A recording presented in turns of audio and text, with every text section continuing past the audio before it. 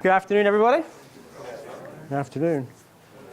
How many people were at the symposium yesterday? It's mostly, okay. So what I was going to do is just go quickly through some of the slides just to catch everybody else up that wasn't there. And then leave as much time as we can for as many questions that I'm able to answer at the end of it, like we promised yesterday at the symposium. Okay? For those who weren't at the symposium, I'm Matt Bradley. I'm the Senior Vice President of Development for EPM at Oracle. So I look after all of the Hyperion products as well as all of the Oracle Cloud products in EPM. I've been coming to Kscope since Long Beach, I guess. So it's like 7-8 years, something like that. I've actually been at Hyperion since 2000. So I've been around longer than I should be, I think. And so what we'll go down through today is just get you caught up in terms of what we announced and try to get you a little bit more color in terms of where we're going with respect to the on-premise releases. Okay? That was the elephant in the room. I can talk a lot about strategy and a whole bunch of things, but this is what you really all wanted to know, is what we were doing at on-prem. And what we did announce yesterday is that we will be supporting on-prem until December 2030, which then gives us plenty of years to come for the on-premise set of products from Oracle. And what we've done is basically taken a slightly twist in terms of overall strategy. This is a corporate-driven strategy, so this is not just unique that we're doing inside of EPM. It's work that we're doing across the board for eBiz, JD Edwards, PeopleSoft, et cetera, from that particular standpoint. And that's really trying to get you a commitment of support for an extended period of time, and that's through to the 2030 timeframe. The other piece that we are shifting slightly in this is to really focus on enhancements that are driven by you, the existing customers. In the past, when we typically do product strategies, we generally try to do a mix and match between customer-driven enhancements and what we consider market-driven enhancements. How can we increase sales and get more customers, et cetera, et cetera. At this stage where we're at in the on-premise, we're really just looking after you and your use cases and what you're currently doing with those products. So we want to hear from you so you can tell us exactly how much change you'd like to see in HFM or how little. If you just want us to fix what we have and make sure it continues to work, and put in some new enhancements and new certifications for third parties. If that's all you want, fine. That's what we'll do. If you need us to be very innovative and put in a new user interface and add brand new features across the board, we'll do that too. Okay? So that's really about this customer-driven, not market-driven. We really want to hear from you. We're not listening to sales. And we're not looking really to expand our customer base dramatically from where we currently are at. And the last piece that we wanted to do was to try to shift a little bit, and some of this is our learning from our cloud customers, is that our current release mechanism of these large releases that occur every 3 to 4 years can be very, very cumbersome for you. And it's much easier if we move to a simpler, smaller, more digestible style of release, where we can package up a couple of features and you can roll that through much more quickly than having these large upgrade style activities that occur on a 3-4 year style basis. So we don't want to have you having a huge expense every 3 years between now and 2030. That would end up being, 13 plus whatever, 2 or 3 huge upgrades you'd have to do, right? So we're going to do a small release cycle standpoint. There are 2 important things to know about Oracle and Oracle support policies and practices. Number 1, we have this notion of a difference between what's premier support, what's extended support, and what is sustaining support. And it's important to know those differences so you understand exactly where you sit with respect to the products. The other piece that we do also have is this notion of error correction. So as we release a PSU, there is an expectation that you stay in sync with the latest PSUs. And we'll do defect fixing on the latest PSU. We won't do defect fixing across every PSU that we release. So there's a certain grace period that's in place where we'll do active fixing against that PSU. And that grace period generally gets kicked off once a subsequent PSU is released. It's typically about 6 months. So I do a .1, and when .2 comes out, I'll fix .1 for a period of about 6 months before we will encourage you to get to .2, and we'll do fixes then on 2. Okay? And it's important that as an Oracle customer, you can get your access to these documents. There's part of the Cloud portal, support portal, and it'll explain in detail exactly what's included and what's not included. So you're very clear in terms of what you're getting and what stage each release is at. Okay? And as a point of sort of trying to help clarify this a little bit, the graphic tries to really sort of expand that out and demystify some of this particular piece. So the life cycle is dependent upon basically the first three digits. 11.1.2 is under active support right now. It's currently under Premier support all the way through to December of 2020. But if you, underneath the covers, look at the various releases, 11.1.2.3, we're only going to be doing error correction on that through to May of next year. After May of next year, we won't be doing any more error correction on that release. We'd encourage everybody to move up to the 11.1.2.4. Okay? 11.1.2.4 is under error correction all the way through to the end of extended support. And extended support is basically going to last for an additional year at the end of 2020 to 2021. Now, extended support, there's a premium price to be paid for that. It's an uplift over your annual maintenance. Again, that's all explained in the previous documents. What we will be doing is doing a new release called 11.2.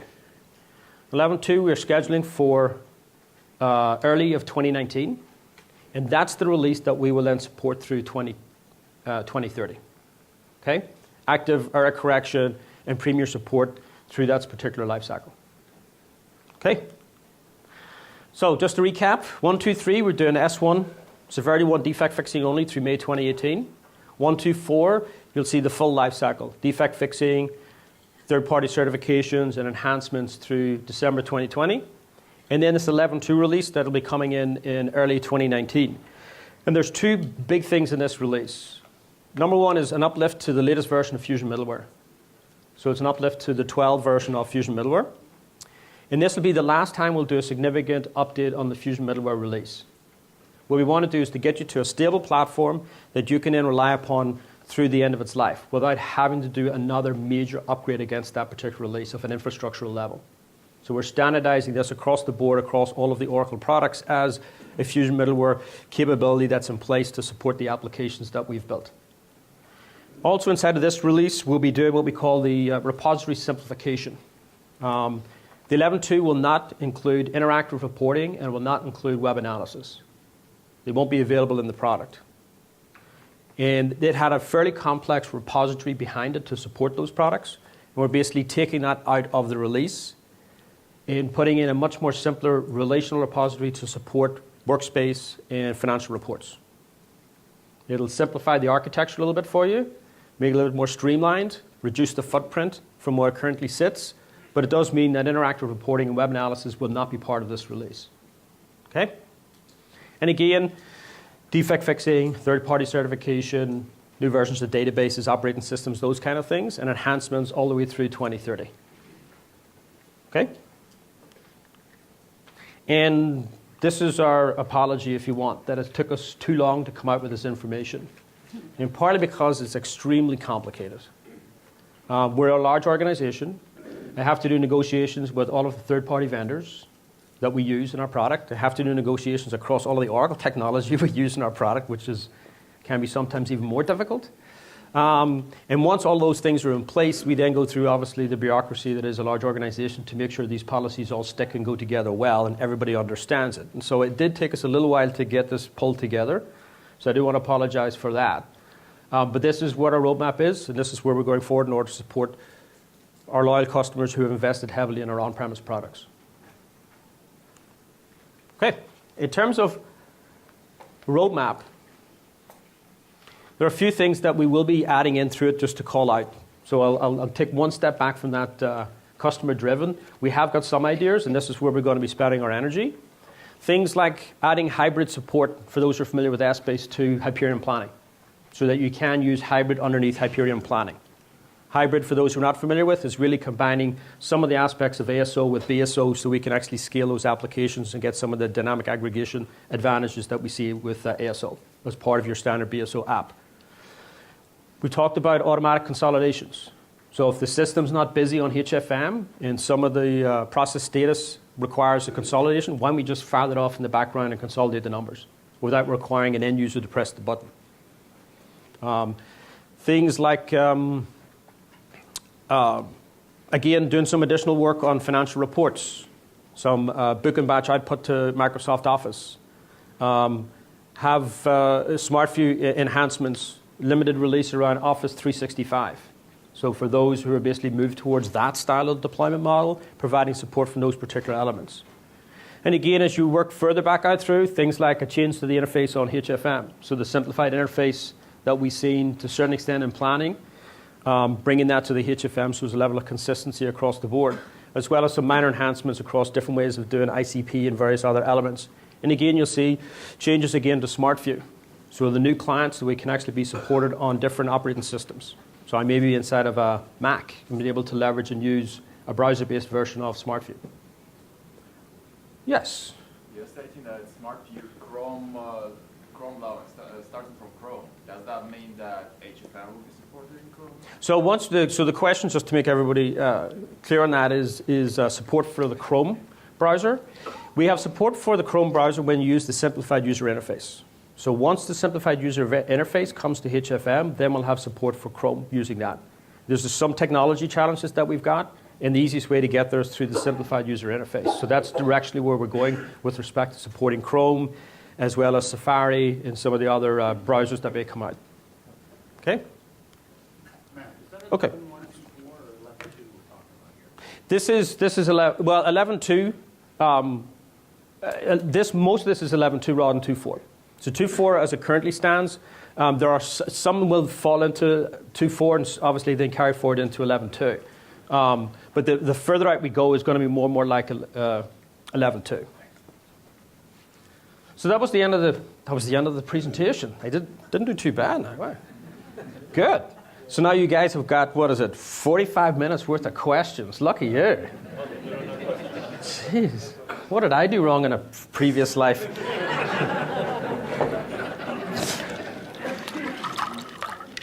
Okay. So let's get liquored up and get this thing going.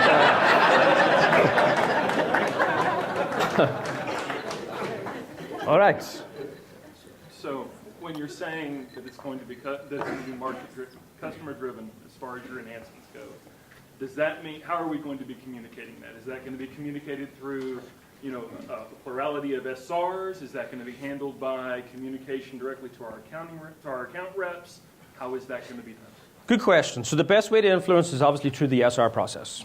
So get the SRs listed, loaded in terms of what those enhancements are, and our product management team is doing their assessments on a regular basis to figure out, and you're correct, the more people who have the same SR, the higher it'll move up the food chain. We do have other vehicles. We do have a customer advisory panel that we're actually working that was on earlier today. We're actually dealing with customers and having interactions at that level so we can understand exactly what's been required. So those are the two mechanisms that we have in place. And will this support run through the same period?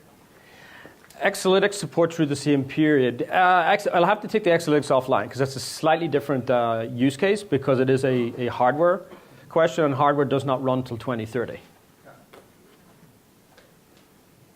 Yep. Have we expect XP12 being a part of EPM? So, XP12. SPS 12. We are working with the SBase team to determine what version that will be. More than likely will be 12. For 11.2. For the 11.2, correct. More than likely will be 12. Right here. Can you elaborate a little on what our goal mean between defect fixes and enhancements in the current release, and then also how are you going to handle keeping on-premise up to date as opposed to all this work seems to be pushed towards the cloud. Okay. There's for instance, they're talking about .007 coming out at the end of Q4, and that originally was supposed to come out a lot earlier, and so technically if that doesn't come out in Q4, I won't be 100% surprised. Right. So the question really is, it's a long question. The question was, how can we keep up to date with everything in terms of the release cycles? There was something else in there too. Well, and also, they're talking about having defect fixes Right, oh, defect fixes versus enhancements. Okay, okay. So, defect fixes versus enhancements. This is, it's all in the eye of the beholder, right? One person's defect's another person's enhancement, and one person's enhancement's another person's defect.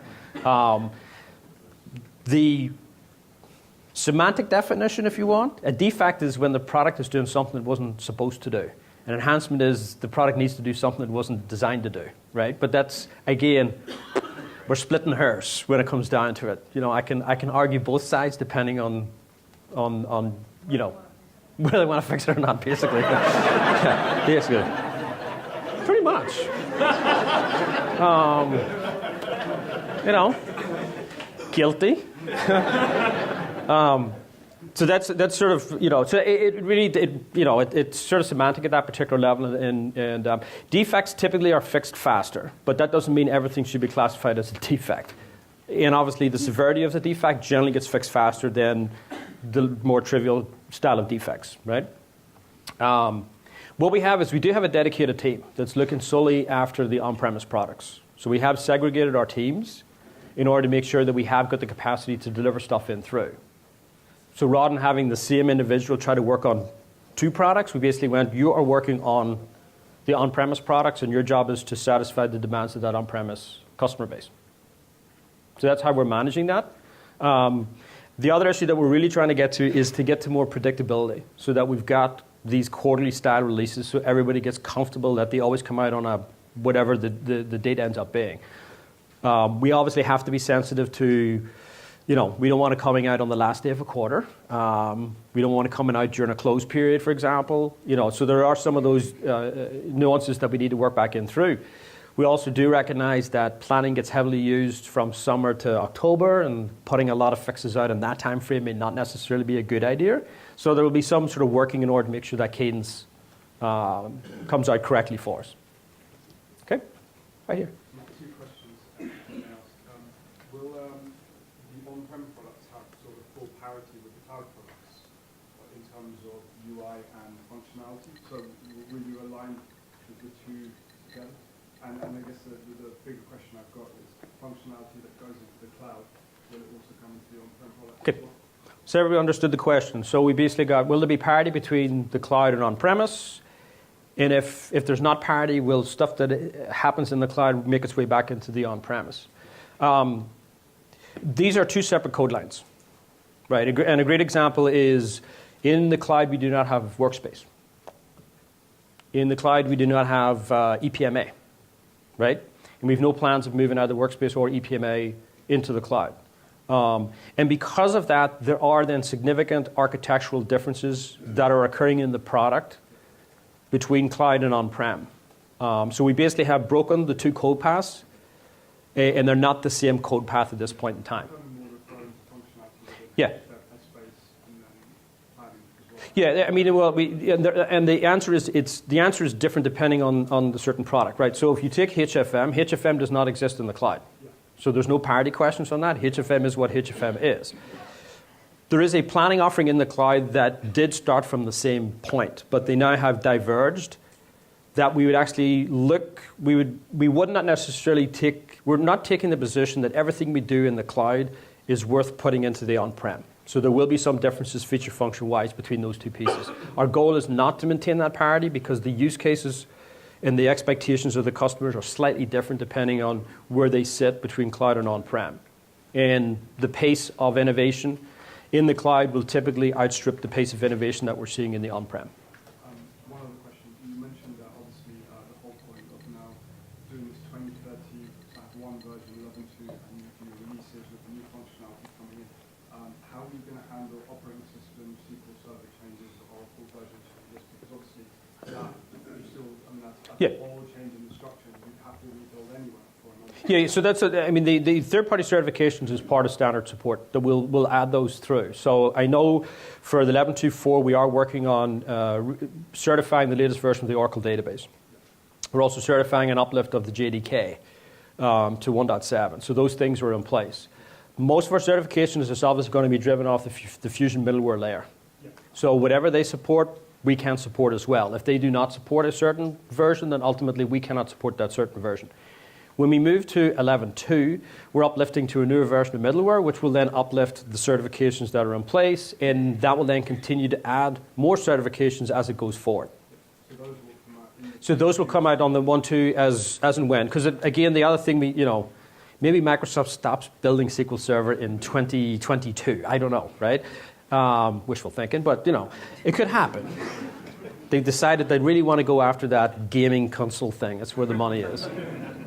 So that's what, we don't have that crystal ball in terms of what's going to happen. Our job is to keep up to date, and our job is obviously to listen to you guys to figure out where you're going with respect to the third-party certifications. But the goal that we have is once we're on that tip of middleware, we'll get the certifications that we need, and we'll work a roadmap in terms of when then roll through up the stack, if you want, in terms of making those available. Okay, right over here. I appreciate the clarification and this communication. However, I'm curious what you're telling your sales force and how you're going to approach that, because I feel like that's an important commitment that you do continue to sell the software to keep it current. We are a commercial organization. I don't think that's a huge surprise to anybody. We are a for-profit organization, too. We're communicating the same message to the sales team in terms of this is the support arrangements that we've put in place, so that they're aware that customers will be leveraging and using this for an extended period of time. Are you going Okay. to expand on are you going to have a sales team dedicated directly to on-prem sales? So very, very good question. Will we have a sales team dedicated for on-prem? It is under discussion and has not been fully decided. But it is something that we are acutely aware of, partly to the point that the gentleman down front mentioned, is that there is a community out here that does need to be serviced. And right now it's somewhat missing in terms of our sales teams, be given the focus that they have. Yes? What's the future of EPMA? What is the future of EPMA? It's on-premise only, and we'll continue to operate and work with the products in 11.2. So we'll continue to have it in there, and we'll continue to, like we've had done for the last several years. We're not looking to expand its use cases that it covers, but we want to make sure it stays current with changes to the underlying applications. So as HPCM makes changes, or HFM makes changes, or Essbase makes changes, is to keep EPMA current with those changes. Will it still rely on IAF? Yeah, at that stage, we have no plans of any major re-architecture on EPMA, not until it gets to a point where it's more trouble than, there's a cost benefit with respect to that. But right now, there's no definitive plans of shifting dramatically anything in EPMA. Are the planning modules going to be available in the simplified interface? So the question is, are the planning modules going to be available in the simplified interface? And yes, we have made a commitment to uplift the interface of projects, workforce, CapEx, and make them available inside of the simplified user interface. I was looking this side too much. I got to look over this side. Yes? Not the public sector module. The public sector module. We've noted, no, there's no plans of adding the simplified to the public sector module at this stage. What about Chrome for Workspace? Chrome for Workspace is an interesting one. That one that one we're still investigating as to what we can do. There's technologies in Workspace that do not lend itself to working nicely with Chrome. And so we either have to reinvent all of that technology or figure a way how to get that to work. And that's still something that's under investigation in terms of what we can or cannot do. So where we sort of stated at is that we didn't believe it was in, and you can correct us, in the best interest to completely deprecate Workspace from the on-premise and move everything across the simplified user interface. We had heard some early noise that would not be a welcome subtraction, I guess, or addition, depending on your perspective. But if that, if you have opinions, do meet us, do let us know as to whether you think Workspace should or should not continue. Right now, we're voting for it to continue. Well, you've got modules that don't support SUI, so Mm-hmm. you're going to continue to support that.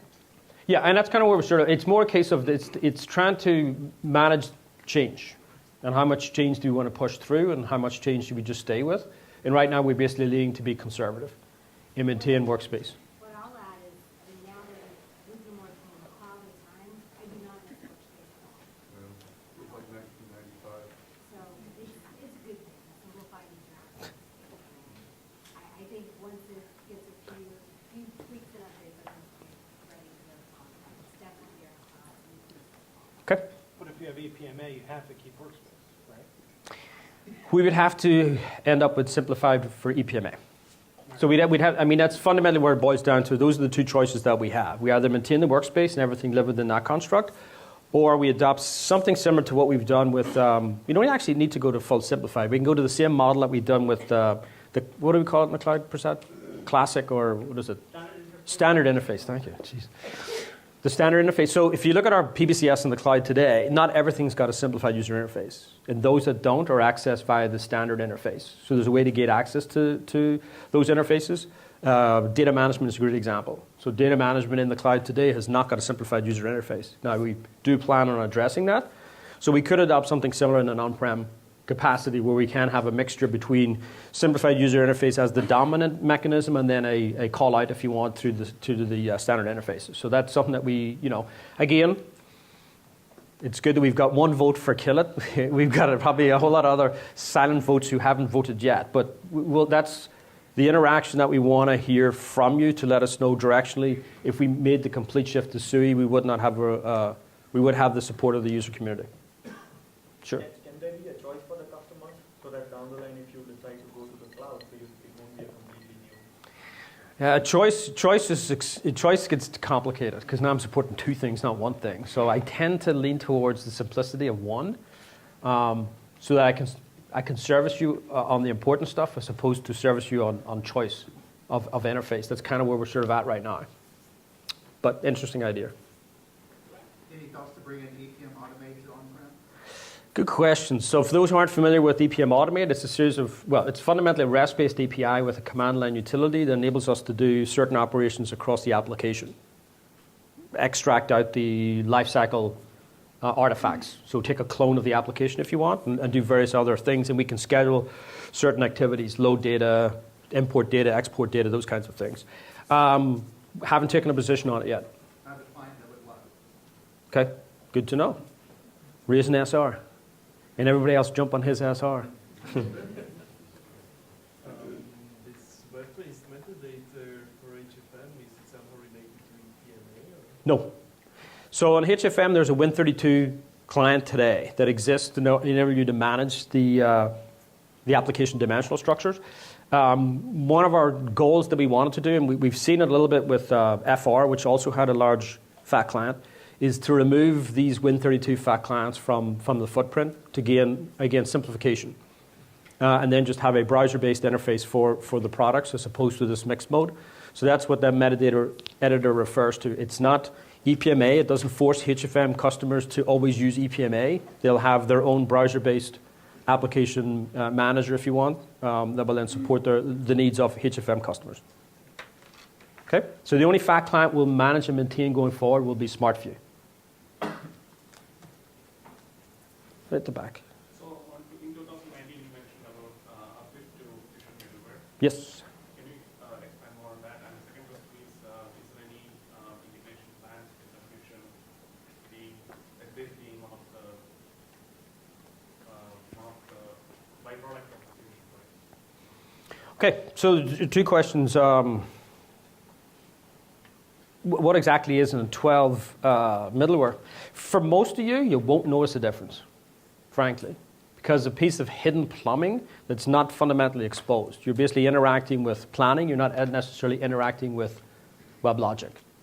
So for the most part, it'll be hidden and not fundamentally germane. Obviously, for those that are in IT, yes, you'll notice there will be changes in terms of how you start and stop services and some of those particular activities. You should see some improvements performance-wise, just in general, because new versions of JDK, new versions of Java coming back out through, so those will be general benefits. But the disruption shouldn't be terribly dramatic for you because it's not something that is heavily exposed in the applications today, and we don't plan on exposing a whole lot more as we go forward. It's just the container we run in order to make it work when it's all said and done. So we're not anticipating a whole lot of shifts and changes there with respect to that. The other question is integrations with Fusion. We don't use the word Fusion anymore. So it's integrations with Cloud ERP. Some subtle marketing. So those of you who don't know, Larry Ellison names all of our products, and he likes it called what it is. If it's a table, it'll be Oracle Table. You know, if it's a chair, it'll be Oracle Chair. If it's an ERP, it's Oracle ERP Cloud. Straightforward. None of this fusion notions around that particular piece. We have got, I mean, it's an interesting thing. So I'm talking to an on-prem cloud. I'm talking to an on-premise audience who's interested in about integration to a cloud ERP. Interesting. Because on-premise, well, the on-premise ERP, I mean, we're not selling, so Oracle Fusion ERP has not been sold on-prem. So it's only been sold in cloud. So the on-prem ERP would be eBiz or JD Edwards or PeopleSoft, right? And we have integration to those already through FDM EE. So those integrations exist in terms of being able to pull data, actually metadata and data through that particular interaction and have that interact into the rest of EPM. Okay?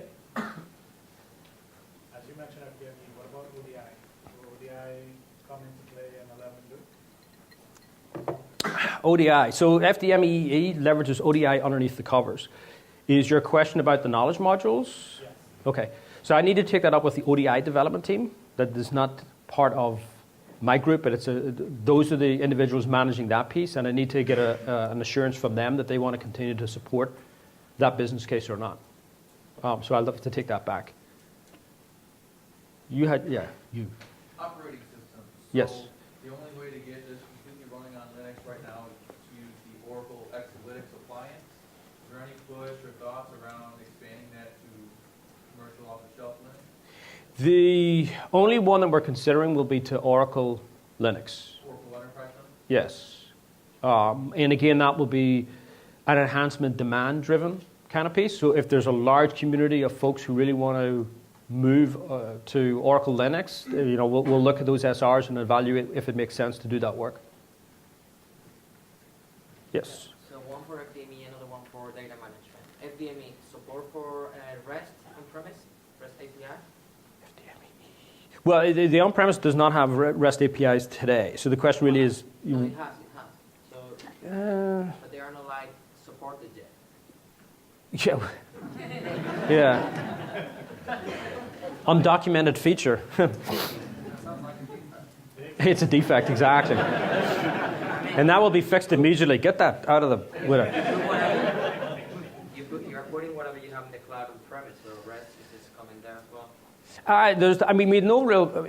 It really goes back to Eric's question earlier. You know, if there's value for Epm Automate, then that would be the mechanism of really introducing the REST formally into the on-premise and actually dealing with interactions at that particular level. Yeah, I mean, customers they do want because they want to automate FDME on-premise as well. Yeah. So using the batch utility and all this, they prefer to do like web services. Right. Okay, that's fair. We'll look at that as an enhancement in terms of being able to address that piece. In your second question? Data management. Yes. You've been like talking about adding some scripting for FDME in the cloud as well, but any more information about that? So this is an on-premise conversation, not a question about cloud roadmap. That's the next session, right? No. So you're right. Data management in the cloud does not have any scripting today.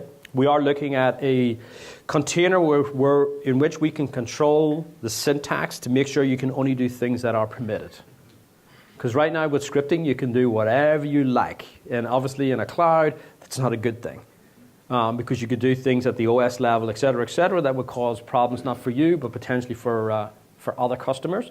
So the goal we're really looking at is to try to come up with an appropriate container so we can manage the syntax you can fire off as part of that scripting to just those things that make sense. So that's currently where it's at, whereas Prasad said it is a roadmap item. We do know we need to get something in there. We just have to figure out the right way to solve that so that we're consistent with security policies. on there. Thank you. It'll let us die this death nicely. So, What is your strategic direction for EPM BI integration? EPM BI integration. Is it possible to share those slides? I believe this is recorded, or I think this has been recorded, so you'd be able to get them off the ODTUG site in terms of being able to pull down that content. So we have integration today between OBI, OBIEE, and EPM, and there's no reason why that wouldn't continue going forward. It's going to move forward, right? Yes. So we won't take anything. We're not planning of taking that away. So we'll continue to provide what we currently do today. So there's direct connectivity to HFM and direct connectivity to planning, and we don't anticipate taking that away. So, yes. What do you anticipate the migration path from .4 to 11.2? Is that going to be a rebuild? No, this one I would imagine it'll be our goal is to make this as well. There will be some pain, just, because it's it'll be like one big button you press and it just works like magic. So it's going to be an out of place.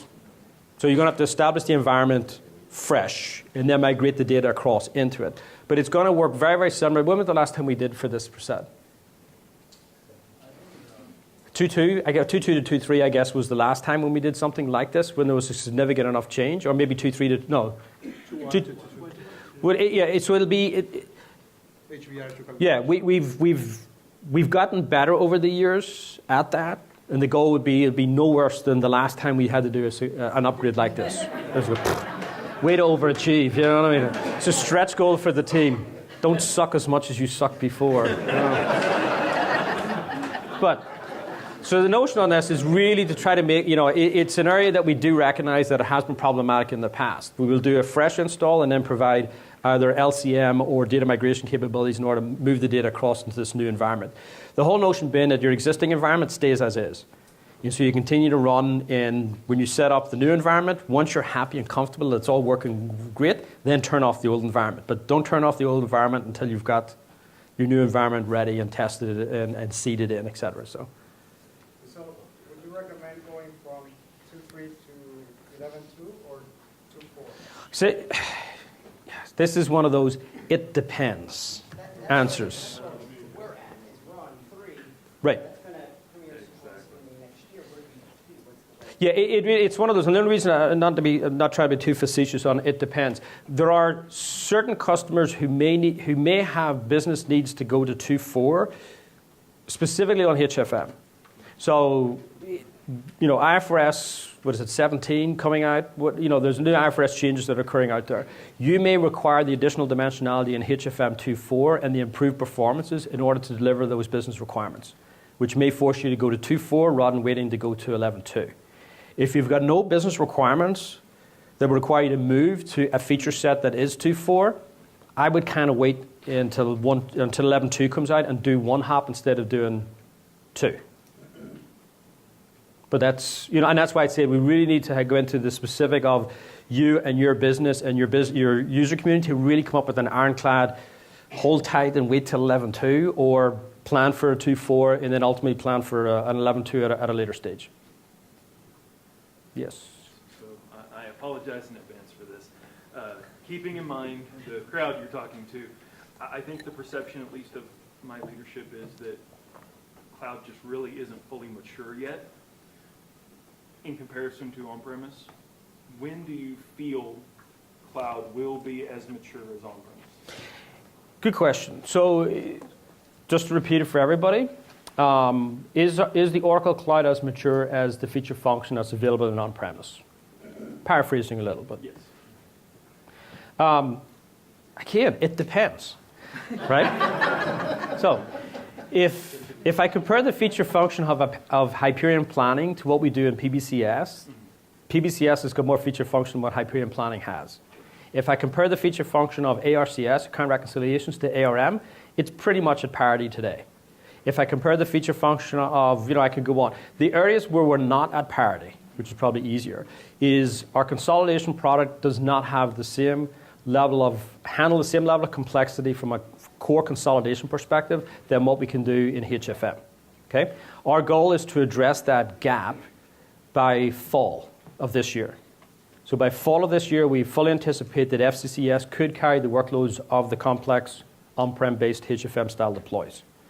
The only other missing gap that we then have is data relationship management, DRM.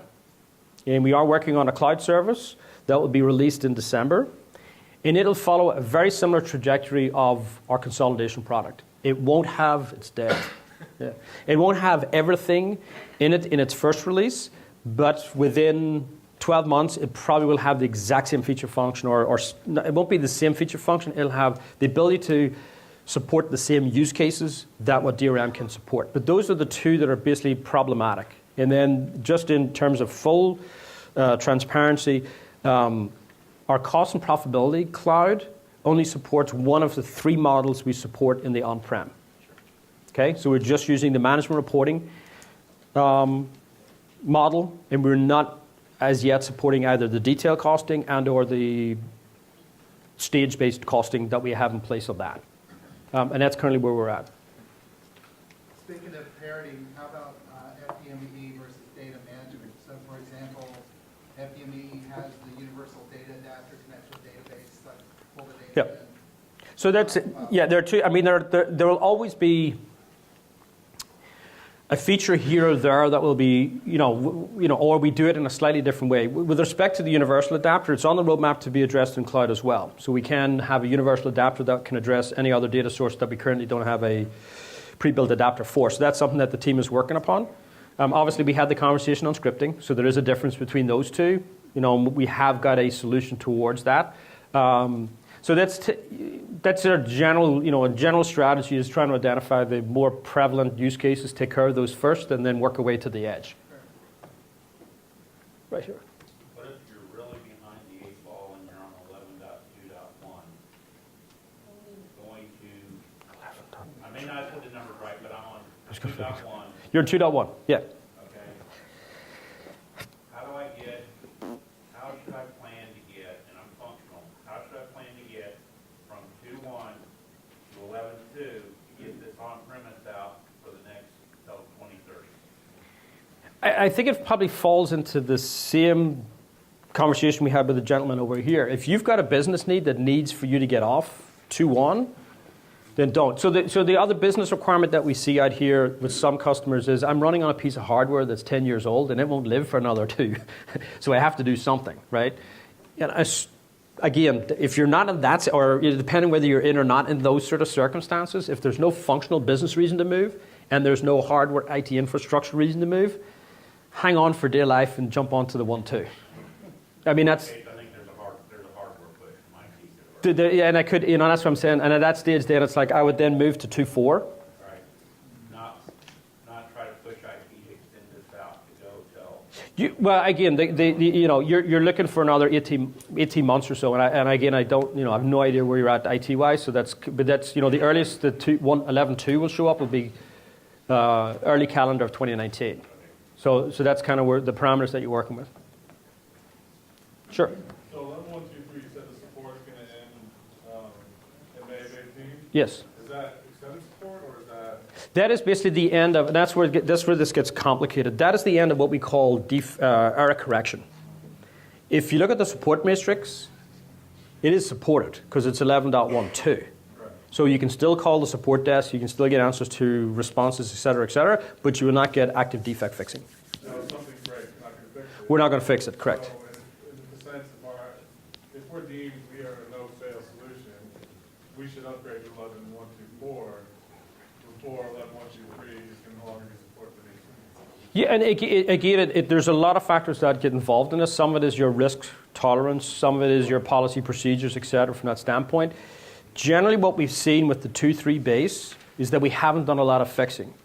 It's been out for a long time, and we've pretty much caught most of the nasty ones already in terms of addressing those, so it's fairly stable. Obviously, there's the odd thing that does creep in every once in a while, but it is fairly stable from an overall standpoint. So you could potentially, work your way through because you're not. Again, it depends on things like how much business change you're going to be putting into those applications. Are you going to stay with the same application and sheet that you currently have today? all of those particular factors. And again, how much risk are you willing to take? Most publicly traded companies want no risk. Right. When it comes to your consolidations, Right. But in saying that, there's a customer next to you, so I'm unreleased behind that again. It's like, so we have customers who are still, System 9, God bless it, closing the books. You know what I mean? It's just one of those, it's like, hey, it's that old adage, if it ain't broke, don't fix it kind of thing, where it's like, it's sitting in the corner and it's doing what it's doing and it closes the books every month and I'm not changing the application and it's like, but, good question. Right over here, yeah. Are there any plans to replace the HFM scripting language? Are there any plans to change HFM scripting language? No. No plans on changing the HFM scripting language. Okay. Right here at the very back. So we have hyper planning 11.1.2.0. Okay. Yeah. Congratulations. So now what would you do? Go to 2.4 or 11.2 or go on the cloud? If I was you, I would go on the cloud.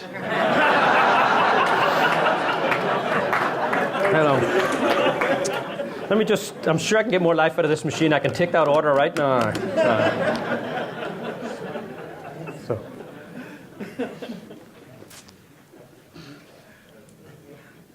Any other questions? Right here. So we're not on 1.2.4 HFM, but we're still using the client tools for FR and Web 32. What is support for the client tools for FR and Web 32 going away? There's no immediate plans to. I think we've taken a final decision on the on-prem. In the cloud, we're turning off the Win32 fairly shortly. I think we're on the last 3 months of that before we turn it off there. What we wanted to do was to see what adoption was like. So we're basically operating on this model of parallel run to make sure we had the feature function, to make sure we manage the change management aspects of it, and folks can move across and take advantage of the browser-based interface. And then once we've seen a decrease in usage of the Win32, that's the point in time where we'll switch off support for the Win32.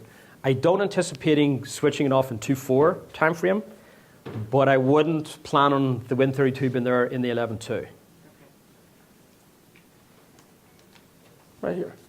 On Smart View, you're saying like in the future state, some support for Windows or 365 Office. Mm-hmm. Is it compatible with 365 Office now, or like on the current version of Smart View, like on 5? I mean, on the full client version, yes. If you're using the browser-based, no.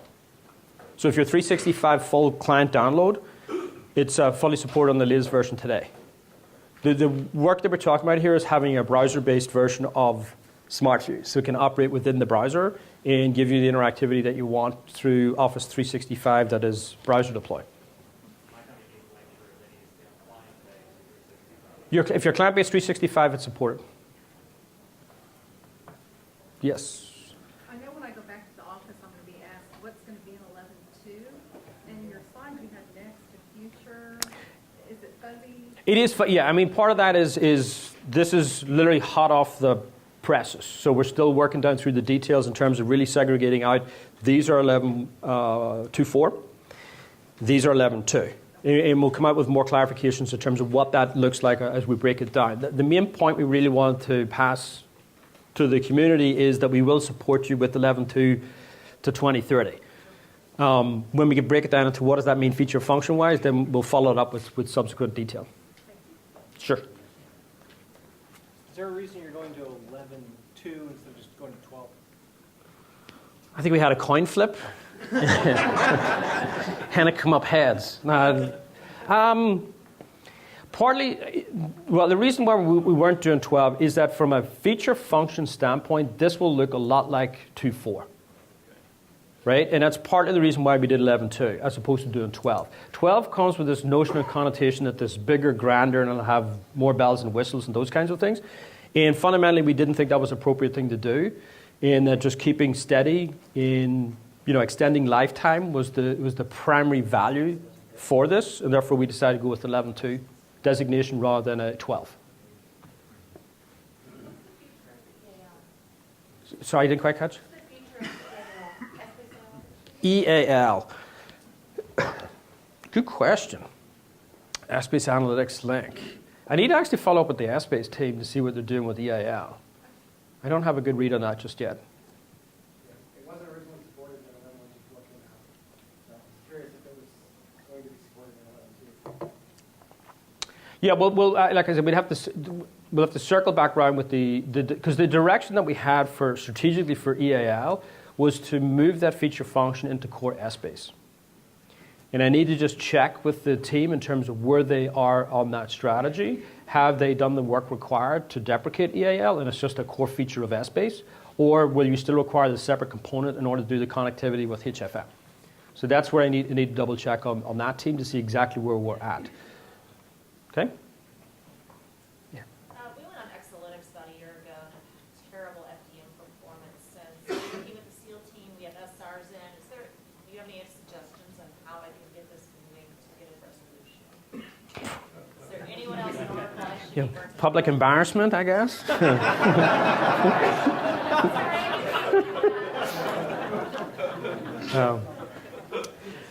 I guess you're from ADM? There, see, I know that. So that means that your problem's got to my level, which is never a good thing. Never a good thing. Prasad, can you fix their problem? So where it currently stands today is with the database team, because it's a problem at the core database level. It's not a problem with my stuff. But we're working with the database team in order to get that resolved. So, but that's currently where it's at. Is that guy here? I don't know. I don't even figure out where he is. No. But you can ask your question. Yeah, maybe I should apologize like that guy up there first. But if you truly believe that PBCS is the same place as planning, if you truly believe that, why do you think that all these people in this room are resisting going to it? Why are people resisting going to it? If you truly believe that the features and functionality of PBCS is the same as it is in planning today, which is where we all are, I assume, because you're all at the on-prem with me. Right. Why are we all resisting? I have no idea. Because it's not. Because it is. Because the issue about it is, the biggest deployment that I have in the cloud is 1,500 users on a single application doing zero-based budgeting, which is more complex than anything I'd ever seen in an on-prem capacity. So it's not a feature function issue. This is more of a mental state and more of an acceptance of software as a service as opposed to on-prem. And a switch from a CapEx-based model with perpetual licenses and support versus an OpEx-based module as you deal with subscription-based pricing. So there's more to it than just feature function that's really driving this as opposed to, so it's the difference between I used to buy a car and now I take Uber everywhere, right? If you know what I mean. And that's really what the difference is between perpetual licenses versus subscriptions. But Uber has had a huge adoption. I know.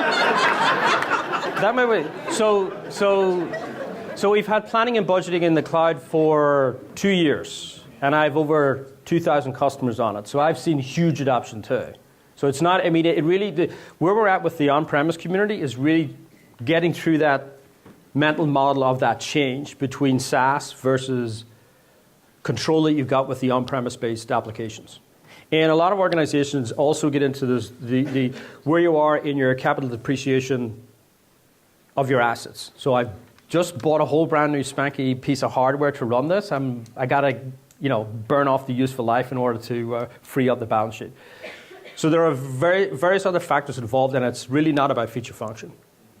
Can I put another dimension on that? Just sure. Cost-wise, for me, if you have multiple planning apps, the Oracle people will paint one financial scenario, but our smart finance people paint a whole different scenario. The PBCS is going to be a lot more expensive, and that kind of goes to you saying we're a for-profit business, and I feel like it's just not in our best interest as a customer right now to make that move.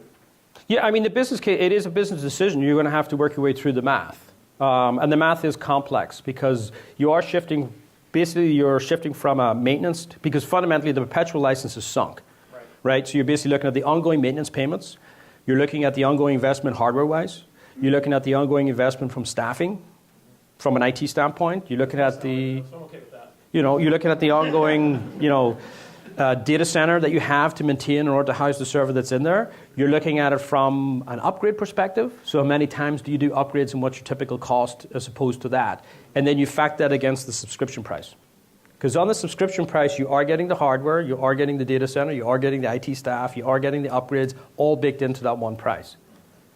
And everybody will debate, depending if they want to or not want to, as to how much value is in that particular piece. But everybody should go through that exercise.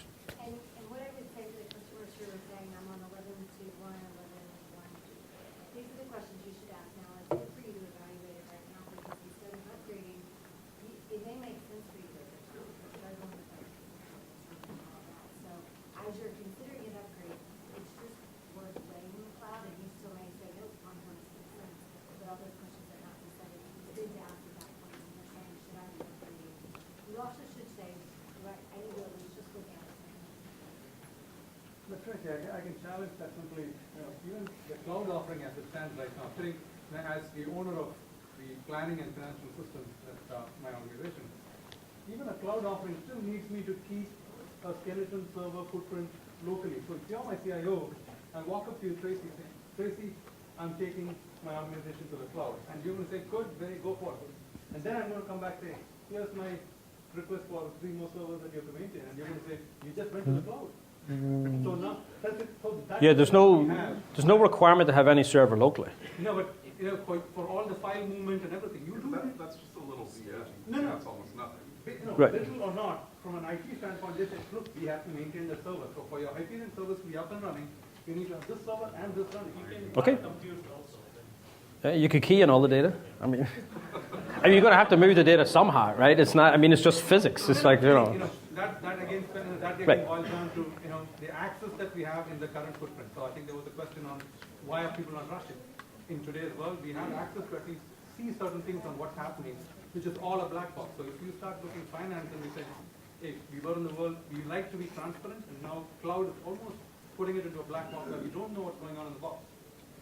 Is there any plan to share any of that? Sure. In terms of, well, I mean, there's stuff that actually there's a lot more visibility into what's actually happening inside of the planning application on the cloud than what there is on-prem. So you look at things like our activity, our application activity report that we produce that can indicate who's logged in, when, where, why, how long has their sessions been, who's using a browser that's not a supported browser, how slow is their connection from their desktop to where they, all of that activity we've got on the cloud that you do not get on-prem today. You may get it in a future release, but you don't have it today on the on-prem. There's a lot of work that went in to give the visibility in. Which business rule is running slow? Why? And on what line? For example. So a lot of those activities we've put into the cloud to demystify some of those application elements that, frankly, you don't have today in the on-prem world. So there are a lot of other features that are helpful in order to really address some of the transparency-based concerns. We are up against the clock. So we'll take 3 more questions. Make sure they're good ones. Guy in the stripy shirt. You guys are going to the Office 365 integration. Are you looking at any other online productivity suites, specifically G Suite? We've had conversations with G-Man, and we've had more luck with Microsoft. Right now, we'll continue to have conversations with them.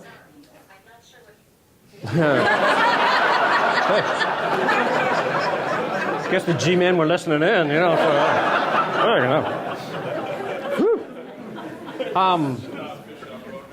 It's not. No, there are certain challenges that we get into. The way that is structured, all of the data really has to route itself through Google data centers, and that's something that we don't have to do when we're actually dealing with Microsoft. And so there are then fundamental challenges in terms of IP protection. Can Oracle put a piece of IP into a Google data center, vice versa? We have a history. So that's where we're sort of working through in order to figure out exactly what we can actually do with respect to that. And the other piece is that they do need to expose certain levels of APIs in order for us to really work and operate with it. We did some early prototypes with Google in order to really see how it would work, and we just can't get to the same level of interactivities that, as we can in Excel. The double clicks and the slice and the ad hoc and all of that particular work. What's the actual timeline on the Office 365 piece? We're still working through the data when that will be. We're not, it's still, we haven't arrived at a point where we know it's this particular date, because there still are a certain level of nuances we have to work through with Microsoft in terms of making sure we have agreements with respect to that. So I mean, I'm not trying to be evasive, but we have a history with Microsoft too. But that's on the SmartView side, would that piece of SmartView that supports the online piece, would that potentially be in .4 or? It could potentially be in .4. It could potentially be. So it's not a technology-based issue per se. It's more just of a legal, yeah, exactly, a formal handshake. So we understand how to work and operate together. Yeah, we'll give a lot of top-down push to kind of research and to automate our forecasting cycle via machine learning algorithms. Mm-hmm. This kind of seems to be a very popular trend. A lot of companies these days utilizing with AI and all that. Is there anything kind of in the future roadmap or something that you can drive? Yeah, I mean, so the question really is about what is the role of ML, particularly around forecasting, and something that we could leverage and use. It is an area of research that we're currently involved in terms of what makes sense, how that should work and operate, and a lot of that is really in really trying to understand, when I say ML, does it mean the same thing as what you just said from ML? Because we don't want to confuse the two. So a great example is today we do statistical reforecasting using time series analysis and time series for. So would you consider an ARIMA ML or not? And my vote is it's not. It's just an algorithm at that point. It needs to be a self-learning algorithm that changes over time in order to truly be ML. Right? And therefore we are still investigating the right ways to pull that in. The challenge that we have in a core planning standpoint is that those use cases tend to be done outside of the context and then the results fed in, as opposed to done within the context of planning. So I put ML against a warehouse of a bunch of operational statistics and have it then generate drivers, if you want. And the results of that will then get fed into planning. But it's an area that we're doing research in order to try to figure out where that can play. It's an important topic for the team. So one last question, and then we can head off to the expo for whatever it is. Right. So our direction with S-Base is that there are multiple versions of S-Base, and we will make the right determination as to what's the right version to put into the EPM stack. So we may not put 12 into the 2.4 stack, just given the amount of change that it introduces, because it does introduce a Java agent, it does introduce a bunch of other changes, specifically around security and some of those other pieces, and it's really trying to make sure that if we're going to make our infrastructural changes, we'll do that in one jump, probably the 11.2, rather than having to go through a lot of changes at the back end of 2.4, if that makes sense. Okay? Great. Thank you, everybody. Thanks for your patience. Thank you.